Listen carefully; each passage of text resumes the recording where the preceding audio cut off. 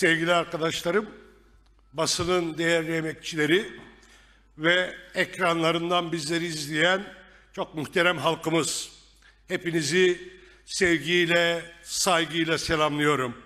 Grup toplantımıza hoş geldiniz sizler de. Konuşmama başlarken içinde bulunduğumuz Ramazan ayının herkes için hayırlara, berekete, adalete ve barışa vesile olmasını diliyorum. Açlığın, yoksulluğun ve sefaletin katlanarak arttığı, iftar sofralarının her geçen yıl daha zor kurulduğu bir dönemde Ramazan ayına başladık. Ama az kaldı değerli dostlar. Halka yoksulluğu, sefaleti, katlanılması zor bir yaşamı reva gören AKP-MHP iktidarından bu ülkenin kurtulacağı tarihi ana sayılı günler kaldı. Kimsenin aç yatmayacağı, aç kalmayacağı, sofralara bereketin geldiği, herkesin huzur, refah ve güven içinde yaşayacağı, eşitsizlik ve ayrımcılıkların son bulacağı güzel günlere doğru yol almamız için az kaldı değerli dostlarım. Büyük bir değişimin arifesindeyiz.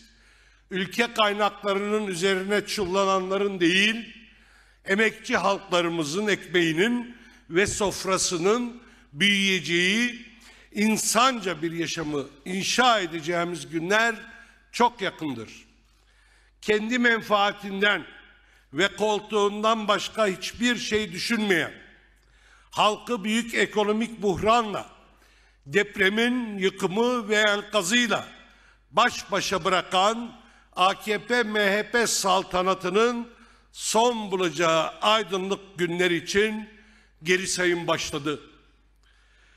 Bu iktidar bloku varlığını devam ettirmek için her yola başvuruyor, her ilişkiye girmeyi mübah görüyor. Tarihimizin en karanlık, en tehlikeli ittifakı oluşmuş durumda. Bu ittifaka karşı tüm demokrasi güçlerinin birlikteliği ve ortak iradesi her zamankinden daha hayati önemdedir. Hiç kimse bu sorumluluğu bir an bile aklından çıkarmamalıdır. Bu karanlık ve tehlikeli ittifakı durdurmak için hep birlikte ortak mücadele ve ortak irade göstermenin zamanıdır. Bu tarihi anda hata yapanın tarih önünde de halkların vicdanında da affedilmesi mümkün olmayacaktır. Biz bu sorumlulukla hareket ediyoruz.